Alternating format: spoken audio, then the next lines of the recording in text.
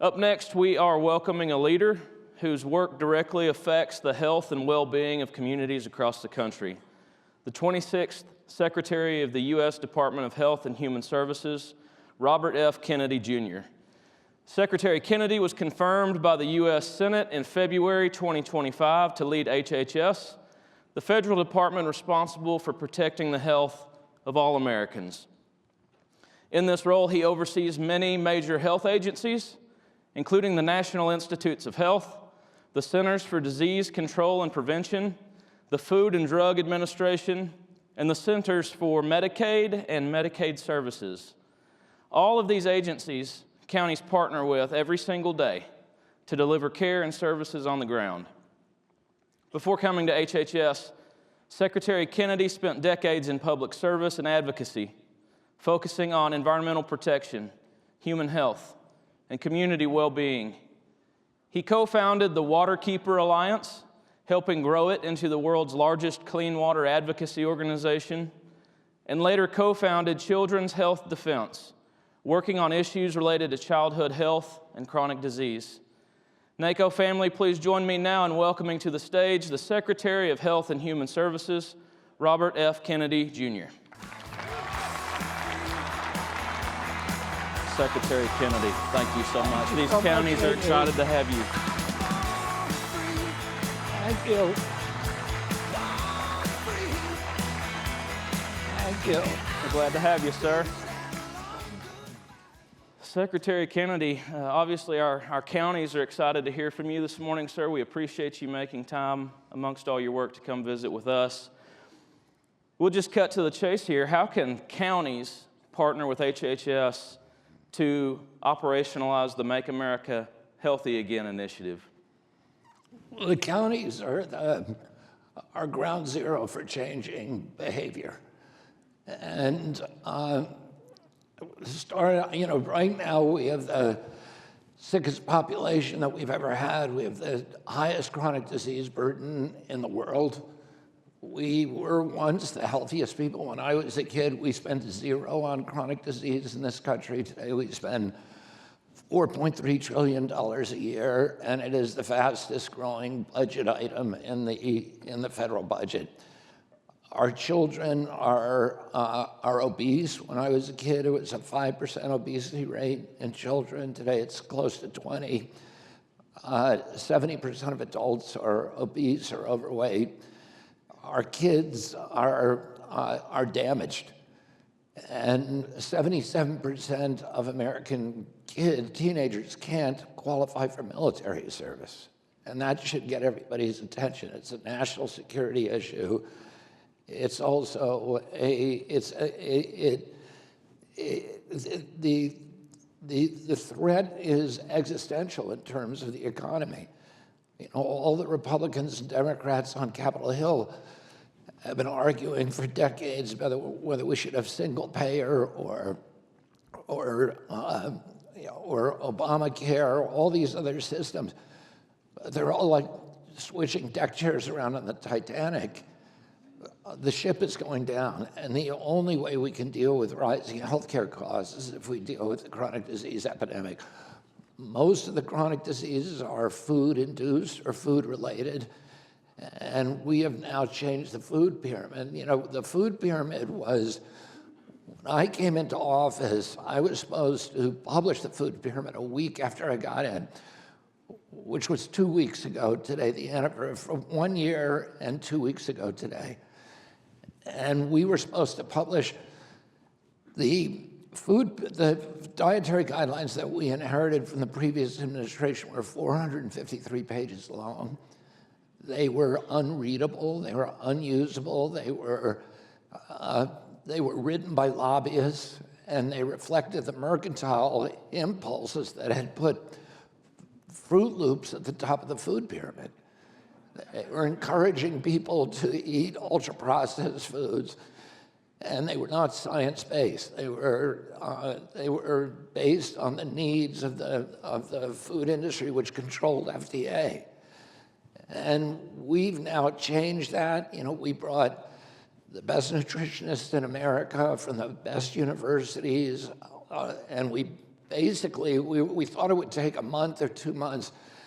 It took 11 months because they fought over every item in the dietary guidelines, and they're all science-based, they're all sourced and cited.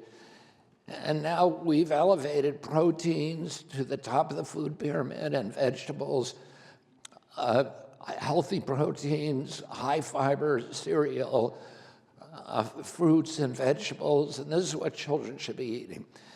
And when they eat it, their health changes. Most juvenile diabetes, most type 2 diabetes can lose the diagnosis by changing diet. And yet 80% of doctors say that they do not feel competent to offer dietary advice. They're doing pharmacology. It's not public health. And we need to change that now. And one of the things that we can do at the county level is to focus more on prevention rather than treatment.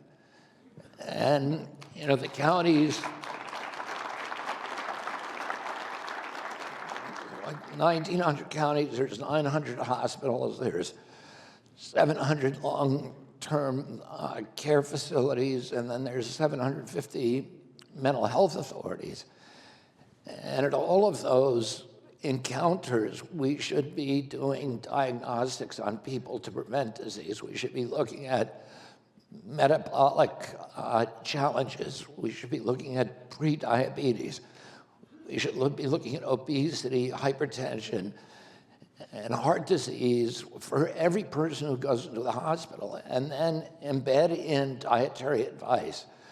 We are now working with many states to make sure that doctors can actually give nutritional advice. Many of the states now have passed continuing legal education legislation that requires nutrition be taught to doctors. We have, I think next month, we're going to announce with most of the medical schools in this country a change where they're going to adopt 40 hours of nutrition. When I met with originally with the medical schools, they said that the students won't take nutrition because they're not offered on the exams. We went and met with the examiners, and they said, we don't want to put it on the exams because the accreditors won't let us. We got the accreditors, the examiners, and the medical schools all in one room and said, okay, we need to solve this problem. And we've hammered out an agreement, and most of the medical schools are now coming on voluntarily. A lot of them didn't want to do it because they thought it was a Trump program. We've been able to convince them that there's no such thing as Republican children or Democratic children. We all want our kids to be healthy, and we're not going to get there.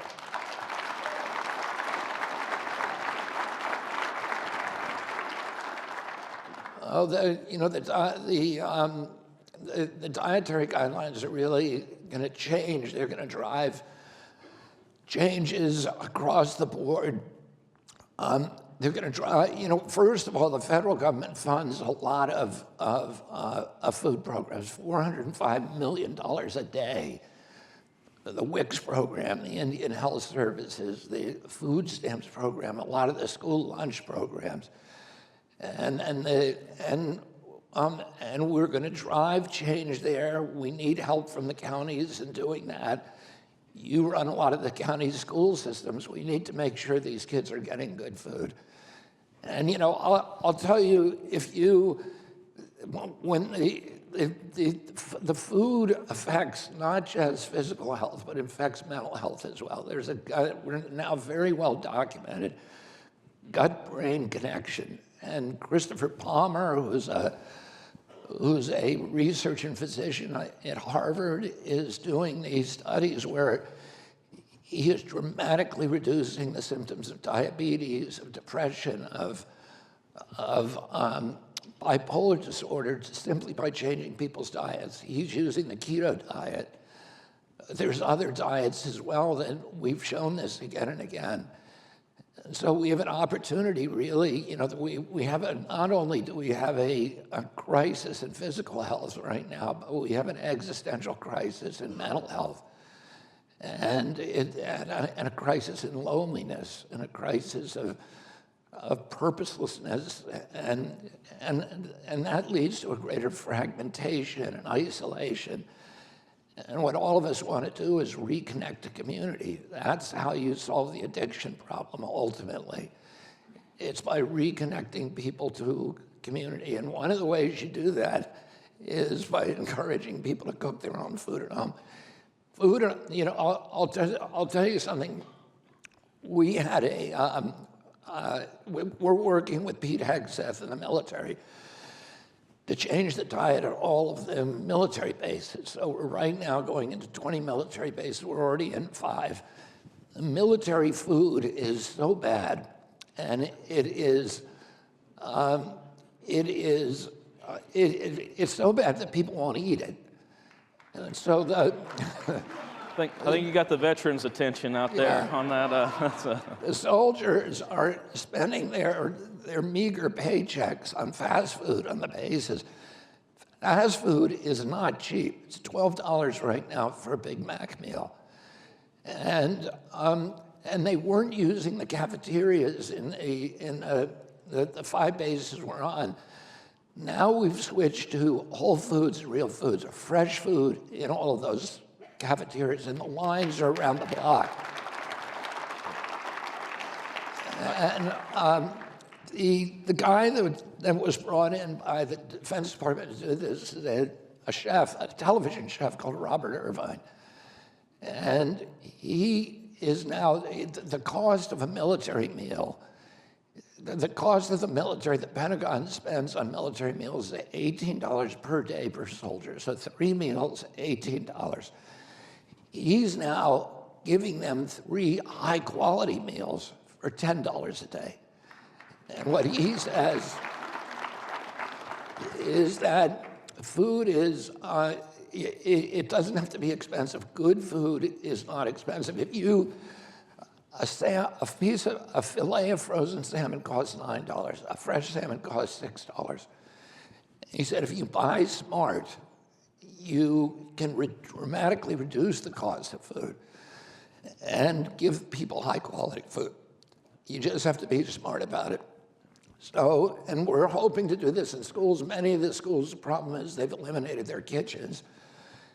And that's something that we're dealing with, that we're going to try to help them with. But, you know, the best thing that we can do for our kids right now, the most important thing is food, and then food stamps programs.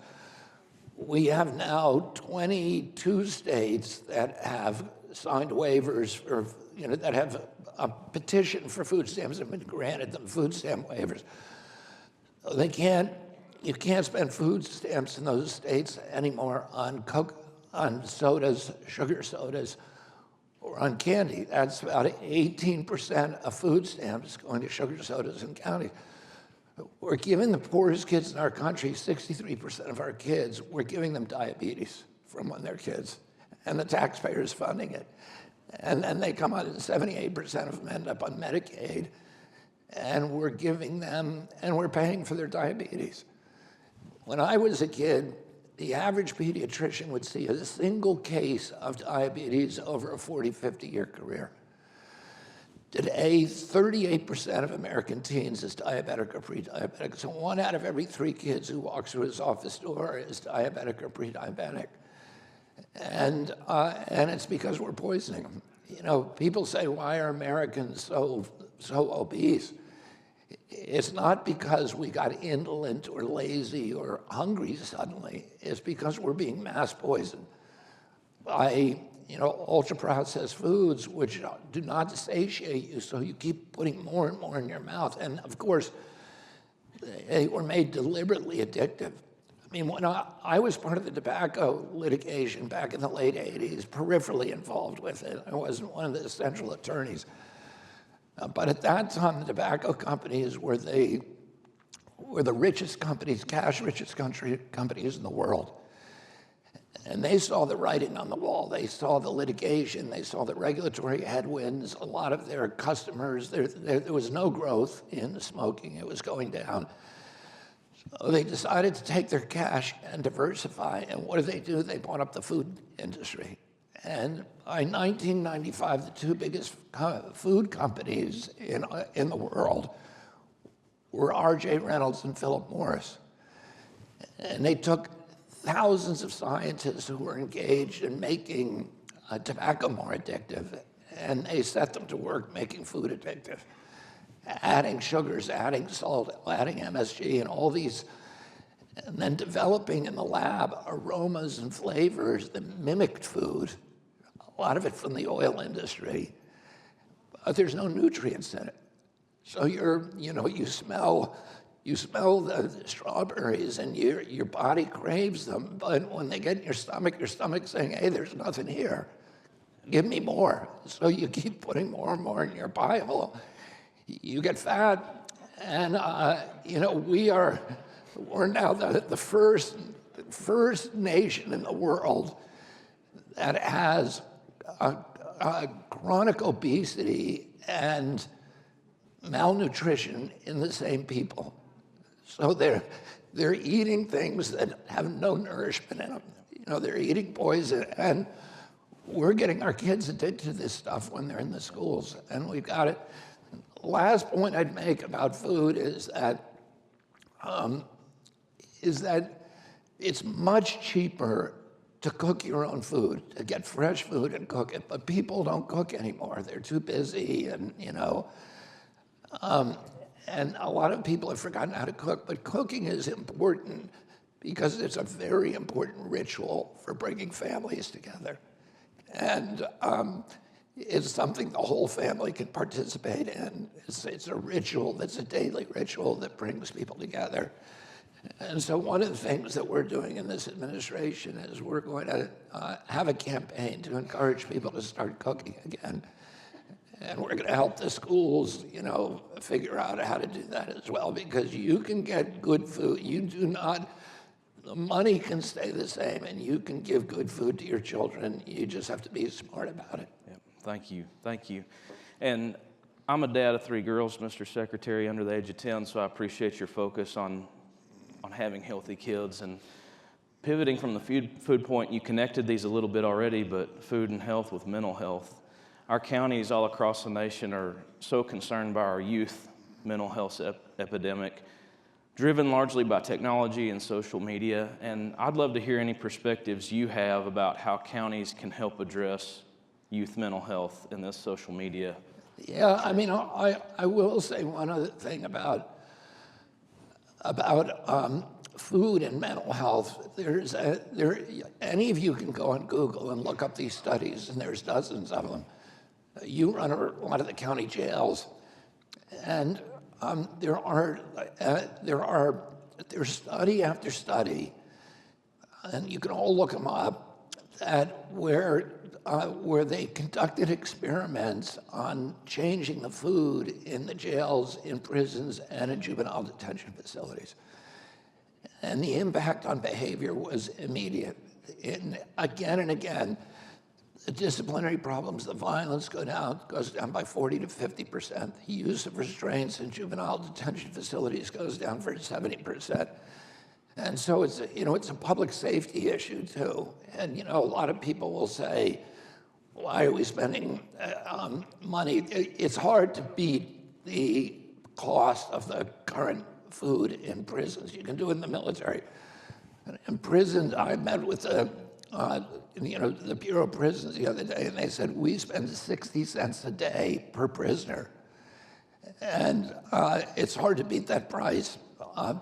But that means they have to buy in bulk, and they have to have long shelf lives, and that's mainly ultra-processed foods. And so, but it's a public safety issue, because it has a direct impact on mental health and violence in those facilities. So we're working with a lot of prisons around the country to figure out how to crack this code, to figure out how we can get whole food to the prisoners, because they're coming out of there, and particularly in the county jails, they're coming out, and they're coming out addicted, and they're coming out with mental health. About 60 to 80% of the crime in this country is drug-related.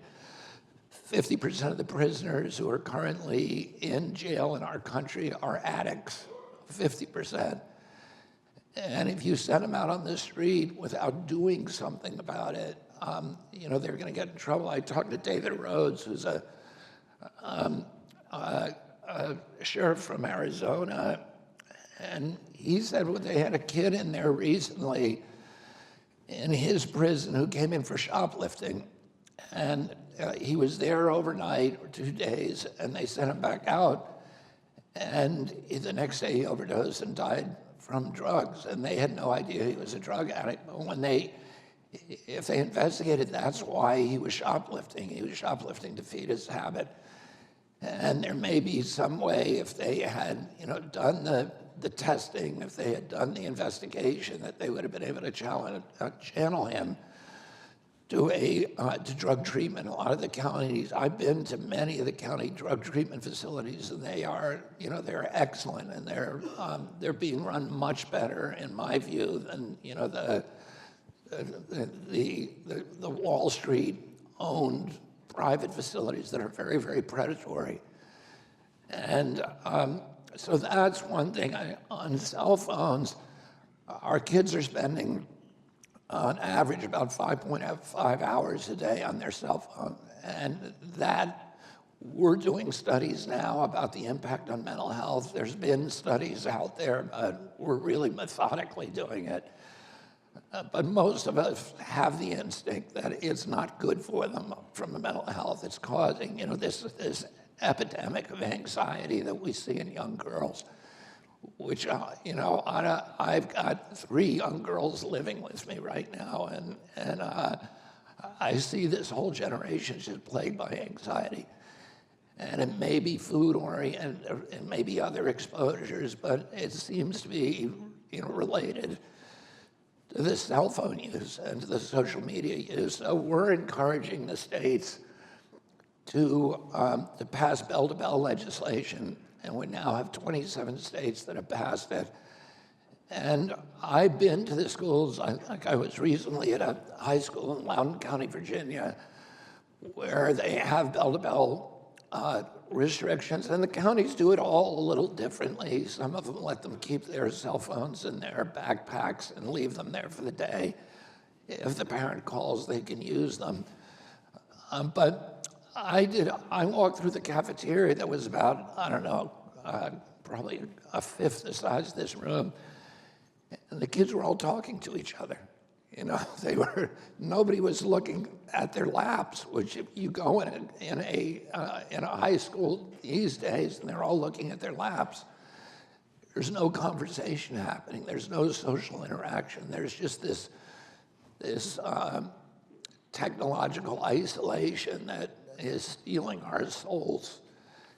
And I asked the students, I polled them, and I said, how many of you like this? And almost all of them raised their hands. And they said, when they first did it, it was really tough, and we were all against it, and now we love it. The parents were there at Loudoun County, and I asked them, and they said, it's the best thing that's ever happened, because the child is now no longer using the cell phone when they drive, because they realize they can live without it. And they're coming home and eating dinner and not using it at the table. So again, it strengthens families.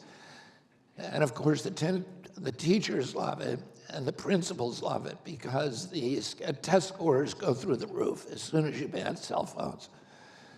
And so it seems just like a win-win situation, and you can get them off of cell phones and start, focusing them again on other things, including, sports and doing plays and theater and art and building community with each other. Yep. Thank you for that. You're famously and widely known as a fitness guy. And I'm slightly terrified you'll challenge me to push-ups on stage with you or something. And But as HHS advances the Make America Healthy Again initiative, what role does physical fitness play in that? We've touched on the nutrition part of it, but what role does physical fitness play, and how can counties help you and the agency advance that? Well, the counties are are critical. I mean, we need to get kids outside. About only 24% of kids even meets the minimal federal recommendations for physical activity. And you run the parks, you run the recreation, you run the trails. And we need to get kids out. We need to have programs that are getting the kids out and actually using those. And we are about to launch the Presidential Council on Physical Fitness, and we're hoping that the counties play a really a strong role in getting physical fitness into the schools and getting the Presidential Council and the contests that we're doing for students into the schools. You know, when I was a kid, my uncle was president, and then I went through high school, and it was, you know, everybody treasured the badges that you got from the Presidential Council on Physical Fitness. And everybody in my school participated in it. And it was a really big deal for us. It was ended during the Obama administration because President Obama thought it was bad to have kids competing against each other and making some would lose and that they'd feel bad. But I think that it's really important, and competition and failure are part of life, and it's something that all of us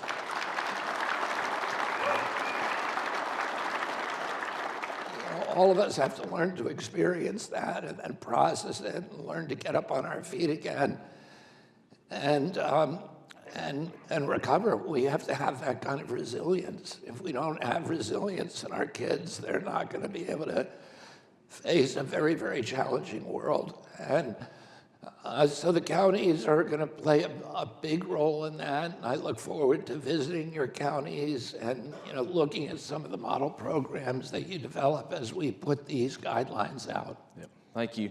You'll have a lot of great counties here that are ready to work with you on that, and we love getting kids and people outside.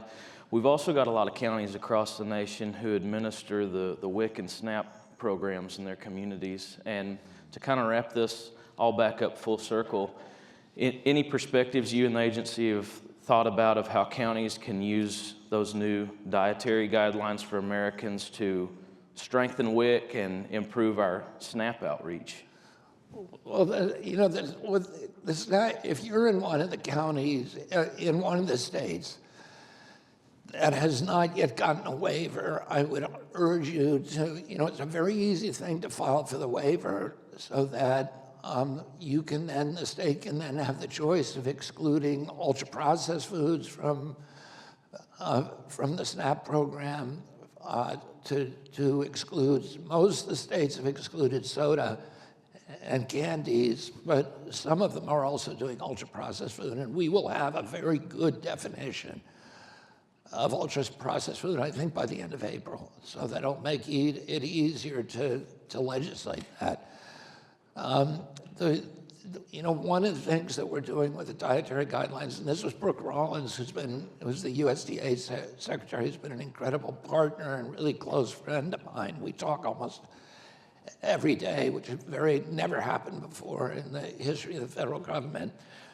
The HHS secretary is working in tandem with the USDA secretary. But one of the strokes of genius that she had was requiring all the retailers who are taking food stamps to double the amount of real food that they have in their facility. So that's going to be a requirement, and you know, the USDA is going to check up on them. And that's going to help drive more and more good food into your community. So there'll be more opportunities, the price will go down. And, you know, again, it's something that we'd love to work with the counties on. Absolutely. Well, we appreciate that. And Secretary Kennedy, America's counties are so honored and proud to have you here with us today. And it's been great to sit and hear your perspectives, and we appreciate your work. And we look forward to finding ways to partner with you and HHS to continue making Americans healthier. So thank you so much for being here, Thank you, J.D., and thanks to it. all of you. God bless you. That was wonderful. Appreciate you so much. Take it off this way. Bye-bye.